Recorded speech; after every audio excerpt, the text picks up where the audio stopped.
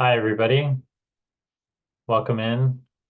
Thanks for coming. Welcome to another Opentrons webinar. So today we'll be talking about our new software update, software update 7.3.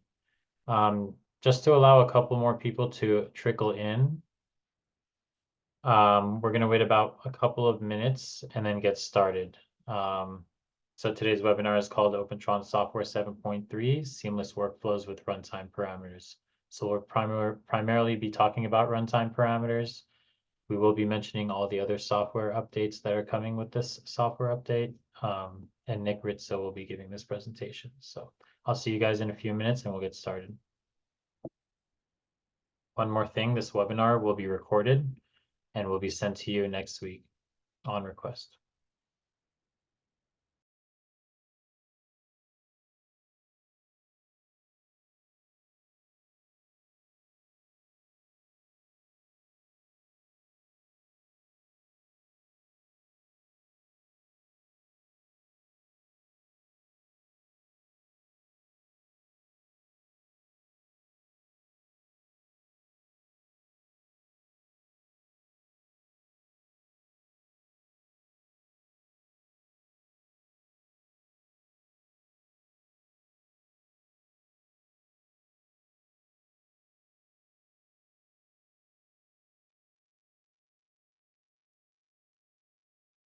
Hi, everybody. For those of you who are just coming in, we're going to get started in a couple more minutes. Just waiting for a couple more people to trickle in and we'll get started.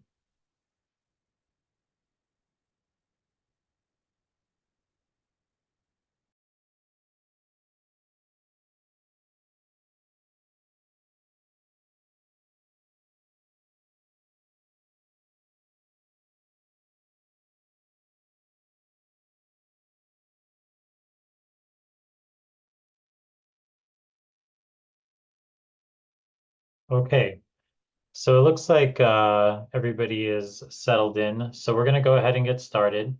Hi, everybody. My name is Homam Jamal, and I'm here with Nick Rizzo. And today we're going to be talking about our new Opentrons software release, software 7.3. This webinar is called Seamless Workflows with Runtime Parameters. Next slide. So today's speaker is Nick Rizzo. He is our Opentrons product specialist. Formerly a benchtop scientist. His background is in biology and technical engineering. He has a ton of field service expertise. He was an application scientist for Genie, and now he is here with us today as a product specialist at Opentrons. Great. That being said, you can take it away, Nick. Go ahead. Thank you, Mom. All right. I'm happy to be joining everybody here today from the Opentrons headquarters in New York. You can see a flex here behind me. The agenda for today is going to be primarily focused around runtime parameters. What are they? What are the benefits and the best practices to utilizing them? How can customers implement runtime parameters? And then a few other features that we will be debuting in the 7.3 software release, which went out this past Tuesday. And then a quick demo just to highlight how people can go through our Python protocol and then how they will be able to change protocol parameters through both the desktop app and the Flex touchscreen. Runtime parameters allow users to customize variables in Python protocols. These allow for an incredible degree of flexibility in your protocol generation, allowing customers to author protocols a single time and then change a great degree of parameters within those protocols, whether that's things like sample count that's shown on the right hand side here, all the way to more kind of robot level commands like pipettes that are mounted. and pipetting speeds. This allows for reduced touch points. So instead of going into the Python code to change these parameters at runtime, you have the ability to change these just through the touchscreen and through the app and really easy to use UI.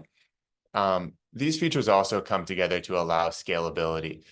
So one protocol can now scale with your lab as you increase throughput and perhaps even increase the number of plates or instruments that you're interacting with. Here's another example of what runtime parameters will look like in the touch screen. Here we can see what the runtime parameters will look like in the desktop app. As you can see, there will be an overview of the parameters. And then once you start setup, you can see how the parameters will be changed. This is highlighting how runtime parameters can also be utilized from our protocol library that is accessible from the Opentrons website. There's a selection on the left-hand side to filter out how often you want to be able to utilize these runtime parameters. If you select every run, we will present you with a series of protocols that have been recently updated that have been correctly configured to leverage the Python command sets necessary to allow for runtime parameters. Now, just to quickly talk about the benefits of runtime parameters. This is really a feature that is tailored to end users. We wanted to highlight the ease of execution for techs and scientists in the lab space, and really avoid the need to go in and change Python level code every time that you want to adjust settings in your protocols. This also now opens up a huge avenue for people to be able to leverage the Flex touchscreen, which you can see right behind me here. Because of the ability to now really dynamically run protocols, if you upload a single protocol to the Flex, which I will show you how to do in the demo, protocols can then be dynamically run solely from that touchscreen. So this really opens up an avenue for being able to, have an on-device computer that is really the only touch point necessary for an end user in the lab space. So really, taking away the need of bringing in a computer or setting up a computer next to your instrument. So increases the capacity to best use your benchtop space and increase the sterility by not bringing things into and out of a lab space. And as I also touched on previously, this does also really increase the ability to scale without tying up resources in new protocol creation. And instead, if you kind of follow some of these best practices that I'll go into, and you write out your protocols in a manner that allows for them to be scalable and allows for them to start at small scale and continue to grow as your throughput and complexity grows, then you can be in a position where the single protocol is able to be run many, many times for a very long time in your lab, hopefully, as it scales with you. To go into some of these best practices, the kind of core competencies here are going to be to add flexibility, work efficiently, and avoiding errors. So what we want to do here is accommodate changes from run to run and from lab to lab by adding flexible parameters. We want to be able to work efficiently. So this means that we don't want to add too many runtime parameters in a way that will burden run setup with too many choices or confusing options. In a similar vein, we want to avoid errors. So we want to ensure that every combination of parameters produces a viable run. This also means that you don't want to have, many complex parameters that you set up, such as, the ability to set the pipettes in various locations, which could lead to kind of confounding variables where you specify that one is the left pipette and one is, the pipette that is mounted on the right, and that these could be, confounded if you actually end up moving towards a 96 head, which is going to occupy both of those slots. And in a similar vein, setting parameter boundaries as often as possible, which can look like, setting the number of samples to max out at 96 based on the structure of a plate. Or again, to use the pipette example, to set it to only be able to set it to left or right, or even to set a single one if you know that the 96 head will be loaded. Now to move into how are we looking to implement these runtime parameters. As I touched on in a previous example, the protocol library has been updated. So now you have the ability to go into the protocol library and download ready to use protocols. Most of them are NGS centric. This is also a great avenue for folks who want to be able to download a protocol and see what the structure is of a viable protocol that utilizes these Python-based parameters. We do also have the Python API documented very robustly, and we have several examples that we can link out to in the end of this slideshow to show what are really solid examples of when and how to use these runtime parameters.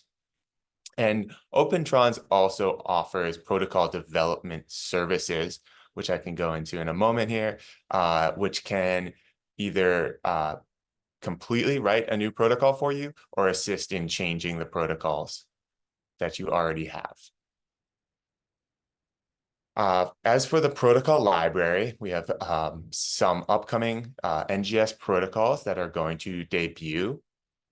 The May release, which just happened a few days ago, as I mentioned, is focused on DNA and RNA-seq capabilities with the protocols that are on the left-hand side there. Each protocol will be enabled for those various sample counts, which can be obviously updated by these runtime parameters.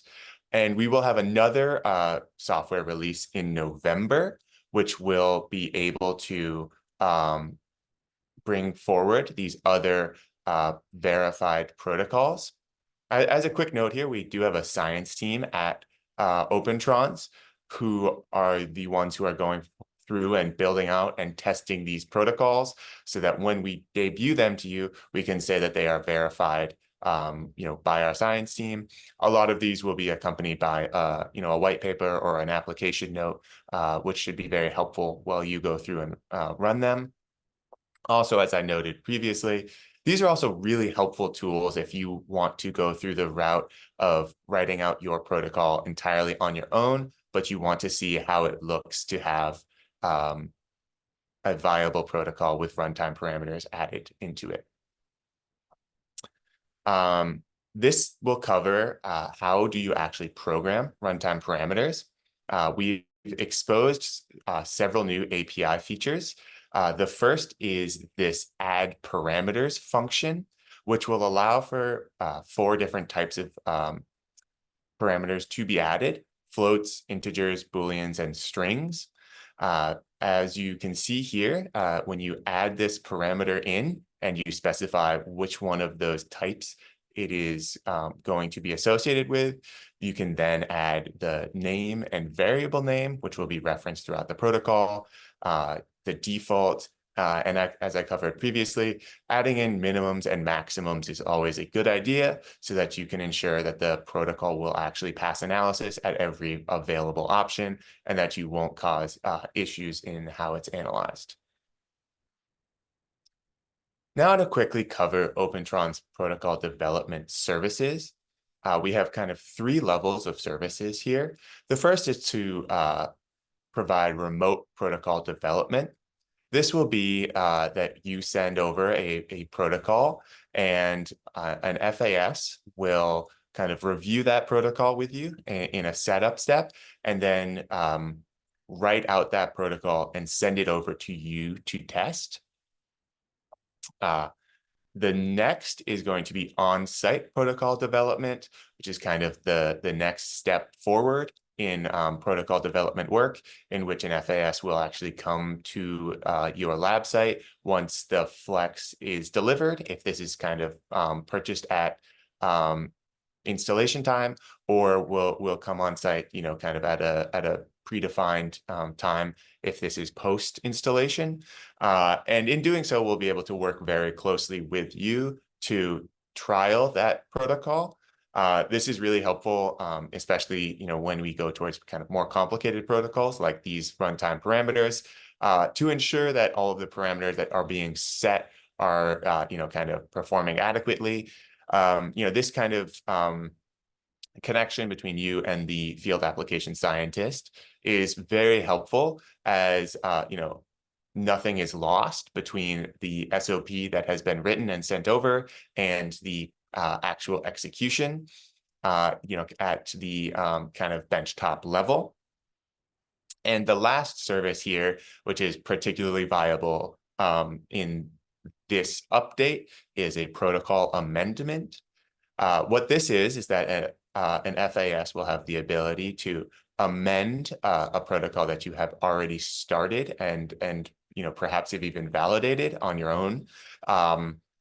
Here, in this example for runtime parameters, this would mean that they would go in and add in the Python that is necessary for runtime parameters to be exposed through the touchscreen or the Flex app. Now to quickly touch on other features that were in the 7.3 release. We do also provide release notes for both the Opentrons app and the robot software. These have been summarized below, but the links will be provided out for you. Quick note on here, there are some callouts for changed features, removals, and bug fixes, which can be very helpful as people move between software versions to ensure that nothing in their code will break, or to update you if there is a risk of potential issues. The first, kind of major feature that is going to be released or was released this past Tuesday is that modules will now be included in deck configuration and deck setup. So this is going to happen before a run is executed. This is also a good time to call out that if you are updating from any other software version to 7.3 and you have modules on the deck of your Flex, you will need to update that configuration prior to running the Flex, or it will not understand where those modules are supposed to be located, because this is no longer completed at runtime. This is now kind of completed at a configuration step. This does come with some added benefits. The first is that you can have multiples of a module on deck now. So if you wanted to have more than one heater shaker or more than one temperature module, you can now have that on the deck of the Flex. This also comes with the added benefit of ensuring that during calibration or the labware calibration steps, that you will not run into any of the modules that are placed on the deck. If you go forward with changing out any of the hardware on the deck, you will need to update this configuration prior to running as well. The next update that is going to come out is for Protocol Designer. This will bring forward several features which have been available to Python users, but will now be available in the Protocol Designer as well. This includes custom blowout parameters, XY pipetting control in the well, multiples of temp modules, as I mentioned, multi-tip rack support for Flex and OT2. So if you wanted to have 50 microliter and 1,000 microliter tips on the deck at one time, as well as tip position warning for tube pipetting. So here you can see several of these features highlighted. The tip positioning comes with a very nice graphic to show you where in the well you will be moving to as you specify these features. And you can also see the temperature module amount changing there. Okay, great. I'm now going to move into a quick demo, which is going to cover what the Python code looks like in an example script. Then I will show what it looks like to interact with this protocol concerning runtime parameters through the Opentrons app.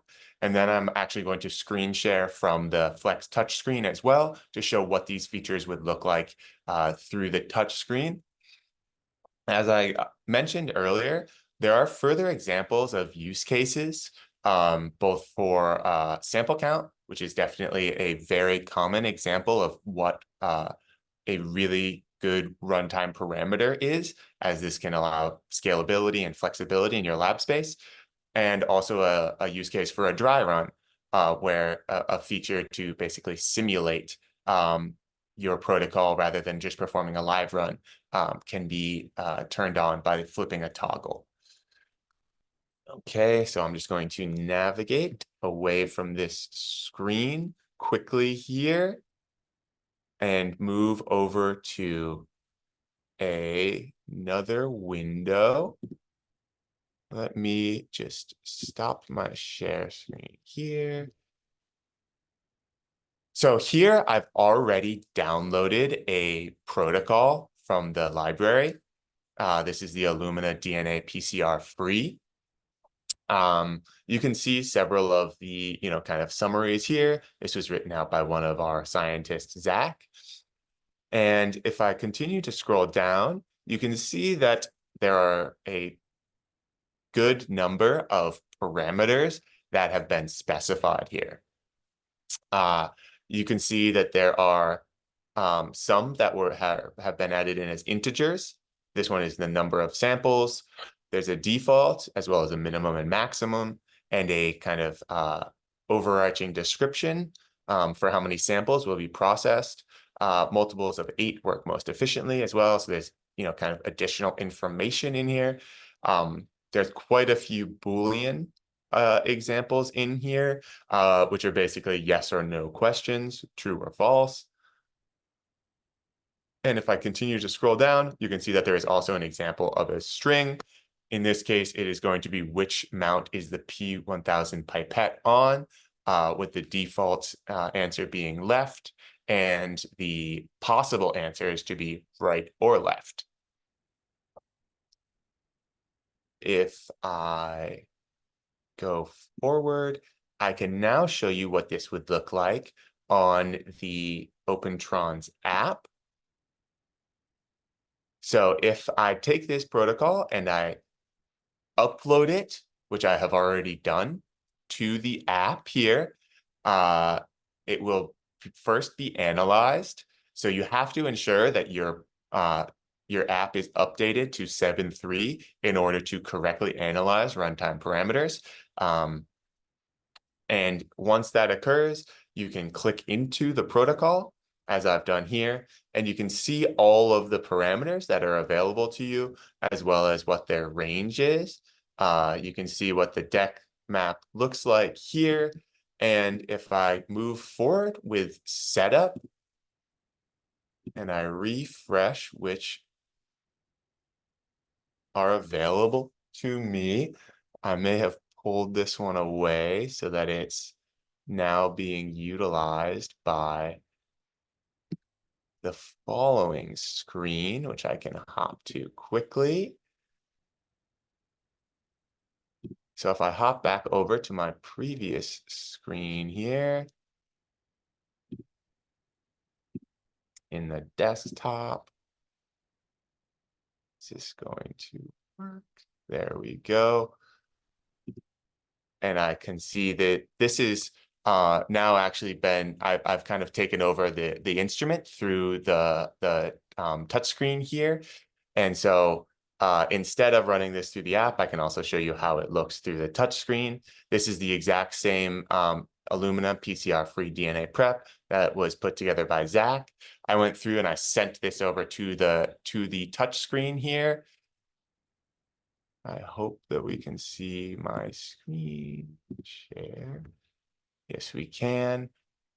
And I can go ahead and click on start setup here. This will allow me to then go through and as you can imagine, this is right on the touch screen. So all of these will be very simple to interact with buttons on the screen here. So I can say how many samples do I want to interact with here, as well as going through and changing any of the values. So whether that's on or off. And I can also move down through all of these Boolean and see which the P1000 mount is on, whether that is the right or the left. Okay, fantastic. That is going to be the demo, as I believe that I will not be able to have this robot appear over on the right-hand side, since I kind of went in through the back end to take over that touch screen to also highlight what that would look like. So that will conclude this demo of how runtime parameters look on the screen. Awesome. Thank you. Thank you so much, Nick. That was very helpful.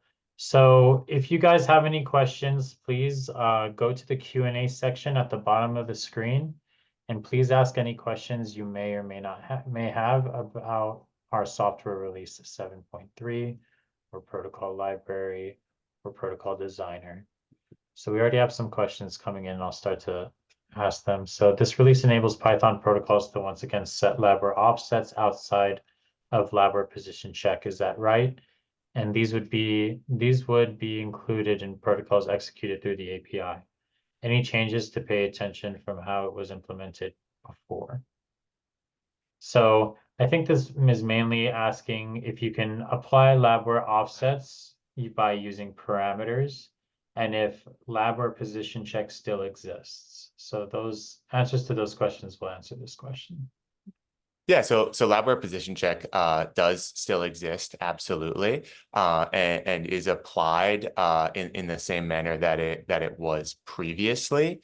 And then in terms of kind of leveraging that through this, I believe that those are actually kind of enacted in a different manner, and that you won't be able to kind of immediately enact the labware position check through these parameters. However, you can provide, kind of well offsets and parameters around well offsets in these runtime parameters. So if you wanted to, be able to very easily through the touchscreen or the app modify where your pipette exists within the well, you could have that exposed as a runtime parameter. Great, thank you. Next question. Are there plans to implement a .csv file parameter function for variable volume input? Yes, there are absolutely plans to implement a CSV that is going to be in the next phase. We are hoping to actually debut that at the next software release. So that would be in August. In terms of how that will be enacted, it would look very similar on the back end by being able to define the CSV as a parameter.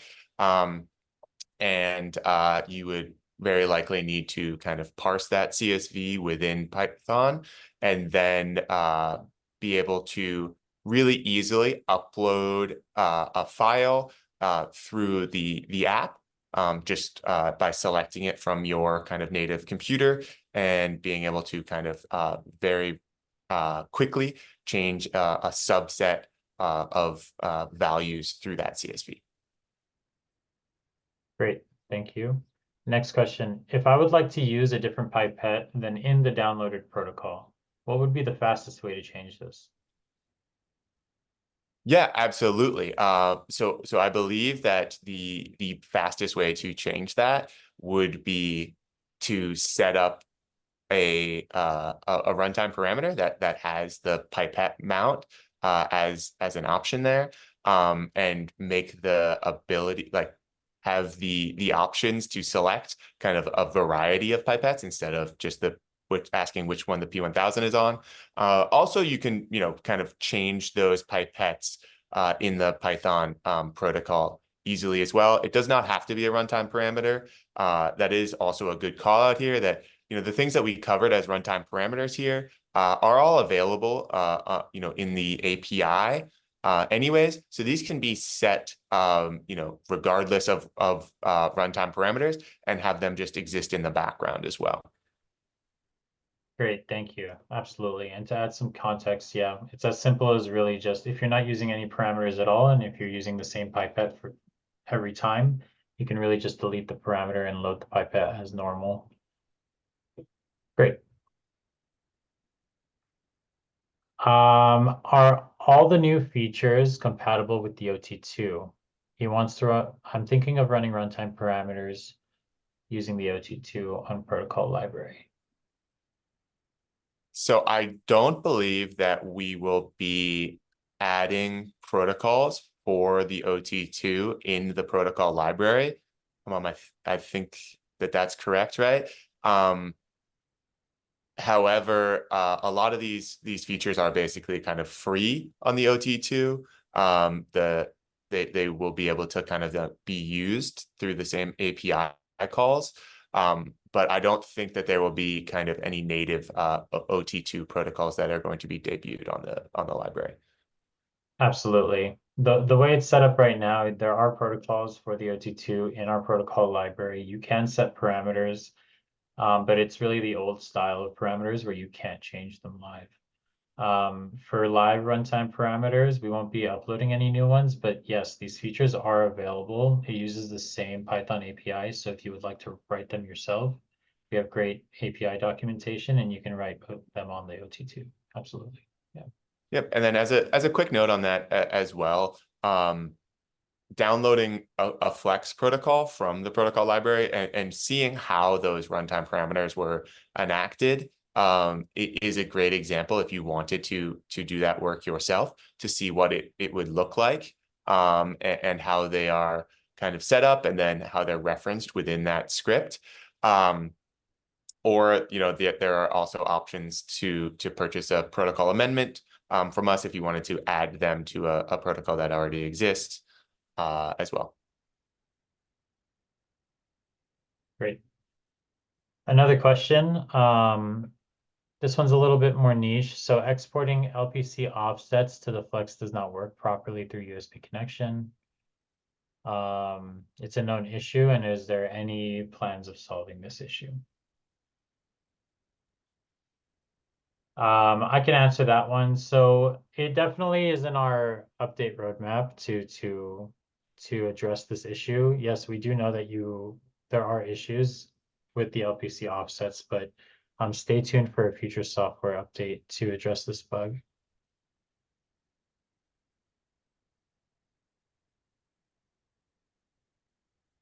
Oh, this is a good one. This is a good one, one of the last ones. I was wondering if there are plans in the near future to allow more dynamic use of the 96 pipette head, like row, column, single pipette pickup. We'd like to upgrade our OT2s to Flexes sometime soon. However, our workflows won't have much added efficiency without this ability. Yeah, absolutely. Great question. That is absolutely in our roadmap. We are kind of in testing to debut some of those features. In the release notes, there is actually some documentation around that, in this software update. And we will be looking to kind of release that as a fully supported feature in the upcoming releases here, focused around single tip pickup on the 96 head, as well as for the 8-channel pipettes. And then, yeah, moving forward with column, and then eventually row. Yep, absolutely. Yeah, don't quote me on this, but column and tip might happen at the same time. Don't quote me on that. Yeah. Yep, I believe. But it is okay, yeah. But it is coming soon, within a couple of months, I would say. So we should definitely connect you with one of our reps to keep you updated once that's launched. Let me see if there's any other questions here. Is runtime parameter supported in Protocol Designer? Good question. As of right now, it is not supported. That is because the way that Protocol Designer actually exports things is in a slightly different language or a different language than Python. It's actually exported in JSON. It's in the roadmap to support the use of runtime parameters through Protocol Designer, but it is not currently available. Great. Okay, last question here. Let's say I already configured my deck and changed a piece of hardware out. Do I need to reconfigure my deck after the software release? Yeah, absolutely. Very good question as well. So yes, you would need to go ahead and configure your deck before running, as well as hopefully before you do any sorts of calibration or labware position checks to ensure that no crashes will occur, depending on the profile of that on deck instrument. Great. Actually, there's one more incoming from a customer. Been asking great questions all day. Is it on the roadmap to run two different protocols on the Flex so that while one is incubating, the other is running? This would go beyond runtime parameters. So multitasking. Yeah. Yeah, and kind of some concurrency in runs. So that is on the roadmap. It's not we don't technically consider it as running two separate protocols. However, if you wanted to run one protocol where there is an incubation or thermal cycling step, and then continue with other instrument actions such as pipetting, plate movements via gripper, other modules, kind of turning on or off. That is definitely on the roadmap. And actually will hopefully be in one of the upcoming software releases. We are definitely moving that up in the roadmap. Great. Awesome. So I think that's all the questions that we have for today, unless anybody wants to sneak in a couple more. We do have a little bit of extra time, but if that's it, then yeah, I just wanted to say thank you everybody for attending this webinar. We had great questions come in and great voice of customer and opinions. So I hope you guys learned a lot, and we'll see you guys next time. Bye, everybody. Thank you, everyone.